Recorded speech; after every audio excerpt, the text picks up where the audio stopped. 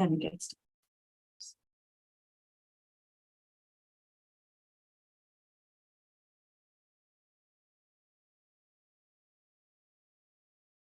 Okay, good.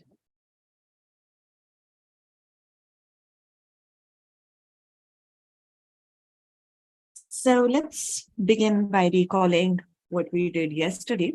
Our main definition from last time is this notion of the equivalence of two games. And we said that two games are equivalent if for any third game that you try to combine them with, they exhibit the same behavior in terms of the outcome class.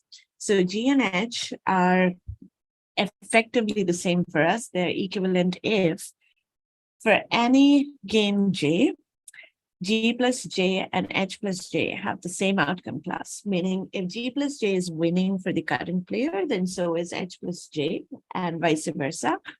And similarly, if G plus J is losing for the current player or is winning for the other player, then so is H plus J. Okay, so that's our equivalence concept. And what I said I'll leave as an exercise, and I will not go into today either, is to prove that this is indeed an equivalence relation over games, that this relationship between games is symmetric, reflexive, and transitive. The first two are practically straight from the definition, and transitivity requires like 2 lines of justification. But what we all know is that if you have an equivalence relation over a set of objects, then that relation naturally partitions that set of objects into what we call equivalence classes. So the next thing we wanted to do was to say that, okay, in principle, we have these equivalence classes that stem from this equivalence relation. And what we would like to be able to do is to give these equivalence classes some sort of labels. And of course, you can pick whatever labels you want. But I'm going to suggest that we just stick to simple numeric labels that are natural numbers and possibly the number 0 as well. So I don't want the labels to look as arbitrary as they are in this picture. What we really want to do is assign numbers with these equivalence classes. And we want to, that's just because numbers are convenient to work with often. And we want to do it in a way that, well, I mean, we want a systematic procedure that allows us to discover these numbers. In particular, what would be nice is I gave you a game and you could tell me which equivalence class it belonged to just by, hopefully staring at the game, analyzing it a bit. Is it here, here, here? And the one way of pointing me to an equivalence class that the game belongs to is to give me its label. So that's like an address. Of course, you could also point to some other game and say, hey, look, the game that you have given me is in the same class as that other guy. But then now you have 2 pieces of information that are still collectively perhaps not very useful in terms of not having any absolute value. You just know that, okay, here are 2 games that are equivalent, and possibly the other game I point you to is a simpler one and maybe easier to analyze. In that sense, it might be useful. But I suppose what would be a little more general and generally cool as well is to say that, okay, here's a game and here is the label of the equivalence class it belongs to. That's like giving it an address. And to be able to compute the addresses of all these games would be a fun thing to do. So again, what we noticed yesterday is because from day before yesterday, we had this property that a P plus N is always a N and a P plus P is always a P. That puts all the P games are in the same equivalence class.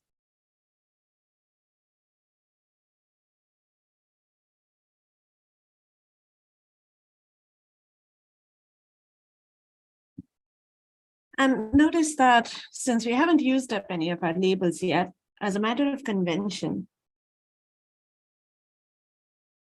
I'm going to say, let's take all the P games and assign them the label of 0, right? That's sort of a starting point. And the game that we were using as a backdrop for all of our analysis was the game of NIM. And if you want a quick recap of that, it's like several parallel games of subtraction with no restriction on the number of tokens you're allowed to remove.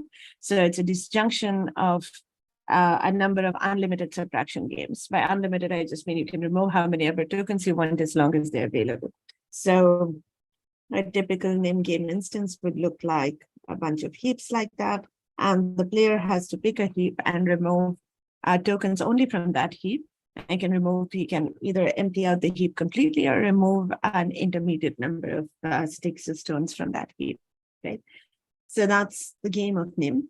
And let's just think about NIM games that have just one pile on them just to get some intuition for how we are assigning these numbers. So I want to claim, for example, that if you have two NIM games where the piles are of different sizes, so let's say that here is a pile whose size is P.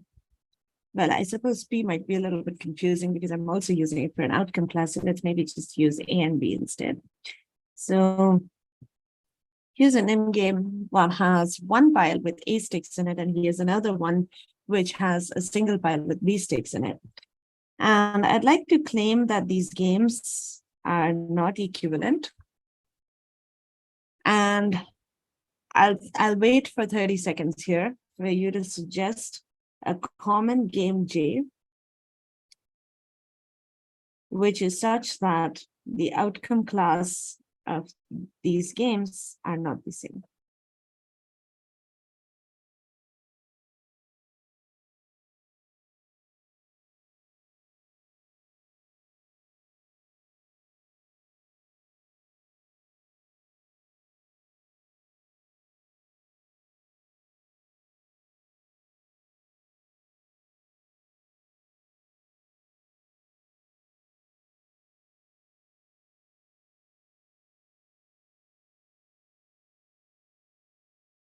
It's a little bit similar to the kind of argument that we had yesterday when we were trying to show that if you have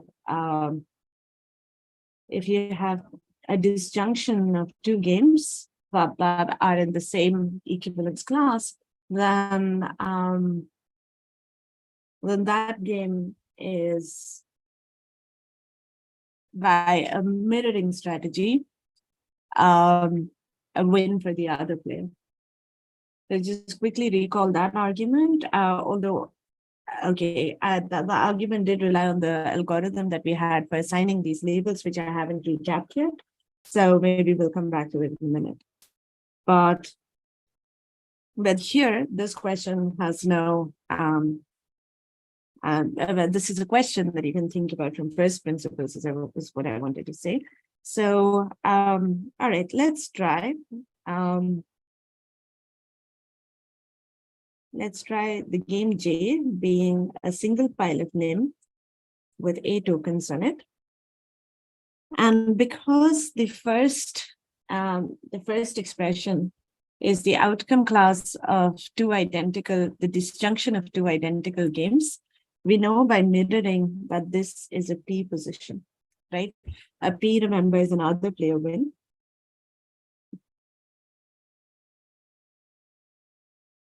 And the reason this is that the other player has the opportunity to mimic the current player's move on their turn.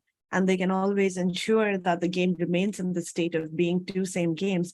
At some point, one of the games is going to run out. The first player will have to at some point exhaust one of the games.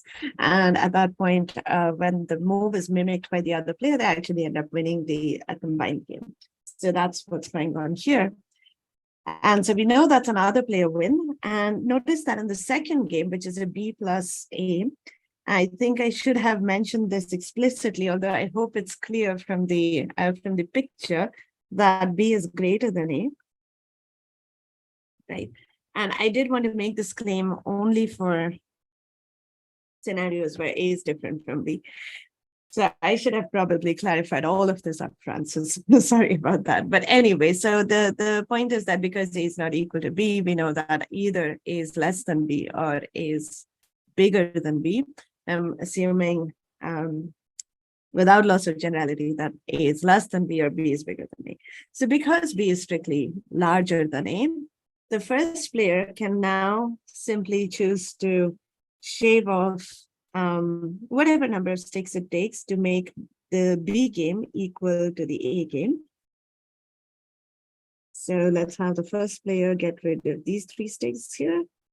And now notice that the first player has turned the tables and turned the game into a A plus A game, which we know is an other player win. But now the game is with the other player. So an other player win from the point of view of the other player is a current player win. And that's the sort of logic that we've used a few times by now. So hopefully, although it sounded like a mouthful, it's not terribly confusing. So this is an N simply by a transition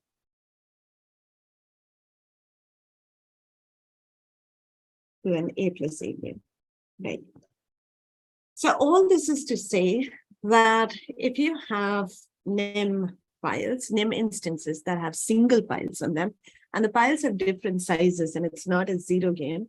Of course, a zero game is another player win, but if not, I'm not commenting about the outcome class of the game itself, but what I'm trying to say is, because there's no point in commenting on the outcome classes of the games themselves, because if you have just a single file in NIM, then that's always a current player win. So all of these games here are current player wins because the current player can simply choose to remove all the sticks from the pile, and that would be the best move, and they win in one step, in fact.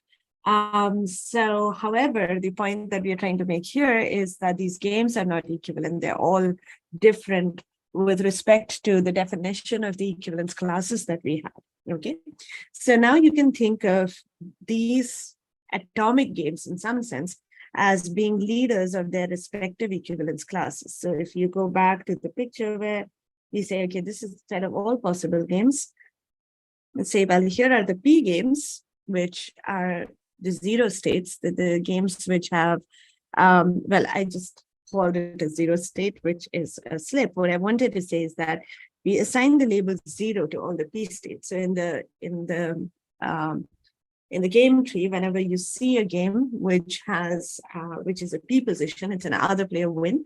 We already know from a couple of minutes ago that these games are all equivalent. So we bunch them together and we put them in a class that we label 0 because we haven't started labeling yet. This seems like a natural starting point. And like I said, we will use it if nothing else is a matter of convention. Okay. Now, as we go along, I don't know how all NIM games look because that's a large, messy sort of a terrain.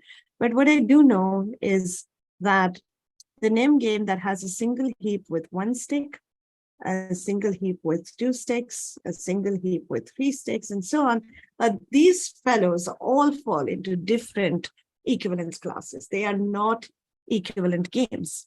So again, what seems like a very natural convention to adopt is that the single heap NIM game that has 1 stick on it goes into an equivalence class that's labeled 1. The one which has 2 sticks on it goes into an equivalence class labeled 2, and so on and so forth. So if you ask me about the equivalence class that has label I, then I'm going to say that, well, that surely has this particular game of NIM, which is a single heap, and it has I sticks on it. So you can think of this as some sort of a representative element of this class. And now I think it's fair to wonder, what about all the other NIM games? Because NIM is a collection of heaps with different numbers. So what about all of the rest of those? We seem to have already exhausted the natural numbers in just classifying the atomic NIM games, the simplest ones that have just 1 heap in them. But the other ones really all fit into the classes that we've just established. And do we need to create new ones somehow? Do we need a 1.5 somewhere in there? And it turns out, and I think this is really beautiful, it turns out that actually you don't need any more equivalence classes. Everything else can be neatly squeezed into one of these classes. And we even have an algorithm for figuring out what class that should be. So here's the algorithm, or here's the procedure, or here's the formula, whatever your favorite term is for this sort of thing. If you have a generic NIM game G and you're trying to figure out what's the label of the equivalence class that it belongs to, then what we're going to do is try and spot this game on the game tree, okay? And All right, it looks like my screen share is stuck for a second here. I don't know if you can see like G on your screens because that's the only thing I've written right now, but I see a blank slide on my screen. Okay, it looks like my screen share just dropped for good. So let me try to go again.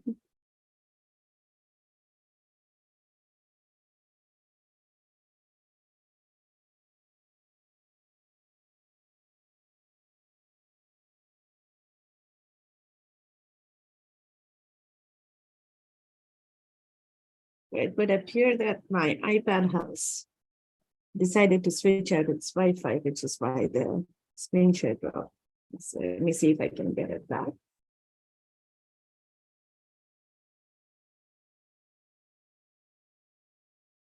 Okay, since we saw this yesterday, just to recall, what you do is you find your game on wherever it is on the game tree, and then you look at its children, right? And let's assume for now that somehow magically all the children know which equivalence classes they belong to. They have their addresses. And let's also, this is another leap of faith, let's assume that all of those addresses are one of these natural numbers that we just saw. So we haven't had the need for any new addresses so far. And what we're going to say is that the correct label for the equivalence class of the game that we're looking at right now is actually the smallest number that's not used up among any of its children. Okay, this is what we called the max function, the minimum excluded number. It's the smallest number that has not already been used up. And what was not obvious from yesterday was, why does this work? So what's the associated claim? The associated claim is that, well, if two games indeed have the same label according to this funky algorithm that I just described, then those two games are in fact equivalent. That's what we want to say, right? And so we made up a procedure that assigns to any game one of these natural numbers, right, or zero. And now what I want to claim is that this labeling, this style of labeling is in fact robust in that it respects the equivalence definition that we started out with, right? Okay, so now hopefully the screen share is back. If anyone is next to the chat and has the chance to confirm that you can see my screen, that would be really helpful.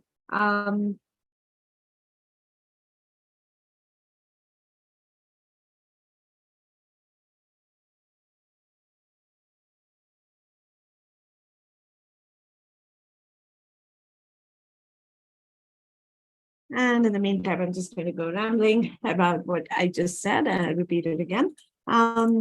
So, all right, thank you, Jyoti. That's useful. We are going to go with G1 G1. So let's say our friend G here has all of these children. These are all the game states that you can transition into. And now remember that these G's are really general NIM states. And so G might be some crazy combination of files.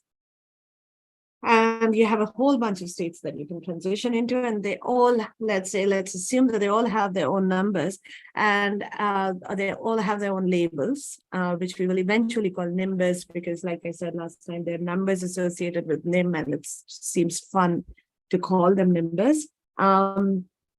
So these assumptions are not, I'm not pulling a fast one here. What we're going to do is start by assigning to all the leaf nodes in the game tree the label 0, because we know that all the leaf nodes are terminal states and the other player wins. And we know that by convention, they all have the label 0. And then what we're going to do is walk our way up the tree, assigning labels in some sort of a recursive fashion. And so we'll never have a point where we're stuck, because, well, I mean, in general, the intuition is that if you indeed were at a place where you have a child who is not yet labeled, well, that's where you should have been first. So we're going to climb down till we find the first child that's not in this situation, that it doesn't have any children who are not yet determined. And then based on that, we're going to determine the label for the current node. Okay. So so just in case it bothers you, that we're making all of these assumptions that the children already have their labels, and labels always turn out to be numbers that we are familiar with. Why does that work? Well, that works because I'm going to tell you how it's just like how induction works, where you make this leap of faith about the statement for a smaller number, and then assuming that that works, you prove the statement that you're actually interested in, and then you can chain everything together because you can keep repeating this argument starting from the base case. So it's exactly in the same spirit, except that the induction is structured over a tree. So your base cases are really all the leaves, and you have to kind of walk your way up until you reach the root. And this is always doable. In case that's not, in case that's somehow confusing, for now, just take my word for it. And if you work out a few small examples, I think the mechanics of it will eventually be quite clear. All right, so what are we going to do? So we have these labels. Let's say the label for associated with G1 is L1, GI is LI, and GK is LK. And now I claim that the label I want to associate with G is the max of these LIs. And so this gives me a valid proposal for how to label all these games. But now, like I said, what we want to assure ourselves is that if we end up with two games that do have the same label, then they indeed deserve to belong in the same equivalence class, right? So yesterday we did do a couple of small examples for how the max function works. So I'm not going to repeat that right now. I hope that that's fine. But one useful thing to remember about max is that if the max of a bunch of numbers is, some number, say 10, that means that that set of numbers does have all the values from 0 to 9, or from 0 to whatever the max value is, because if it didn't, then the max value would have been smaller. Remember, it's the smallest excluded number. Okay, so now let's go to two games G and H that have the same label according to our max business, right? And the claim is that G plus J has the same outcome class as H plus J. This was our definition of equivalence for all J. And let's say that, well, I've already used K just before. Let me say Q. Let's say our algorithm placed both G and H in the same equivalence class as the one that has this basic name game with one pile with Q sticks in, right? And I want to say that, okay, this actually is reasonable. If you do this, then G and H are indeed equivalent according to our definition of equivalence. So how do we prove something like this? But I want to claim that this statement here is going to be true for, in some sense, all smaller games. So let's say that we've proved that the mixing business works for all smaller numbers. And for the inductive argument to work, I also want to say that it works for, so in the equivalence class that's labeled Q,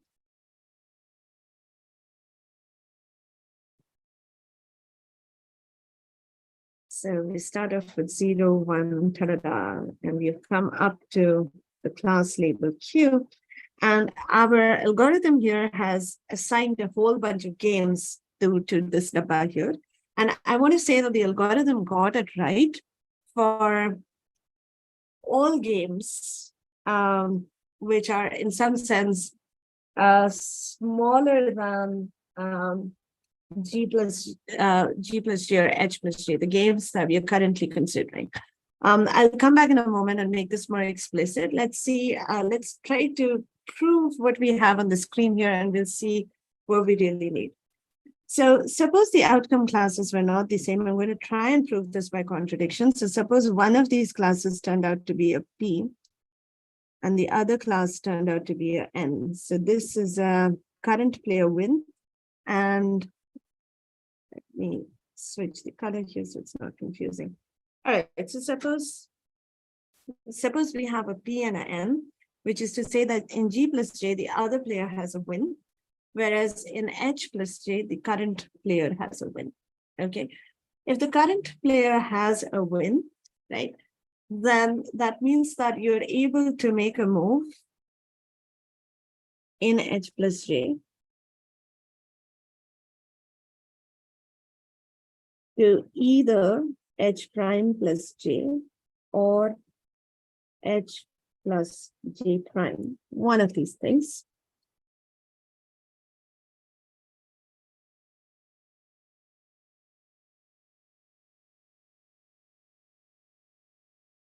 Okay, sorry, I think my screen seems to be stuck again because I have some stuff written up on my device, which is not showing up on the share. But okay, so let me, okay, so I think I have the same issues before with my iPad dropping the connection. Sorry about all these technical glitches on top of potentially any of the math glitches. But anyway, okay, so let me just, I think, unfortunately, I do have a hard stop at 1 p.m. today because travel. So I will have to wrap this up, and I'm afraid I am going to leave you on a bit of a cliffhanger here. But let me just try and convey the main idea, and I promise that when we come back, we will hash this out a little more fully. But the idea is that if you have a P and an N for the sake of contradiction, in the end game, the reason you're able to win is because you're able to turn the tables. You're able to go to a game that is a current player loss, so that when you give it up to the other player, then they have a lossy situation, right? On the other hand, with the other game, where it's another player win, no matter what you do, you end up with something that's a current player win. So the idea for the contradiction is to say that in the end game, where you were able to turn the tables, what did you do to turn the tables? Whatever you did to turn the tables, I'm going to mimic that move in the other game. And I want to argue that I will be able to turn the tables there as well. So how is it that you will actually be a P position? Because you're not a P position if you can turn the tables, right? So it's, again, a mimicking argument. And the way the mimicking argument, the reason it actually works is because of the assumption that when you move to these smaller games, you've already established equivalence. And where does the MEX come into play? Okay, so the one thing that is hard to do in the mimicking step is if you try to reach out to a state that is higher than yourself. So if you transition, so let's say that in the game you're the associated, I'm simultaneously trying to revive my screen, but it's unfortunately not coming back to life. So sorry, you're subjected to podcast mode. But with the MEX, the nice thing is that if you're in a game state where the equivalence class label is K, and you try to move to something, okay, I think we've had some luck. Right, so, okay, okay, notice that what we're trying to do now is we're trying to mimic moves that are happening on the right with the H plus J game.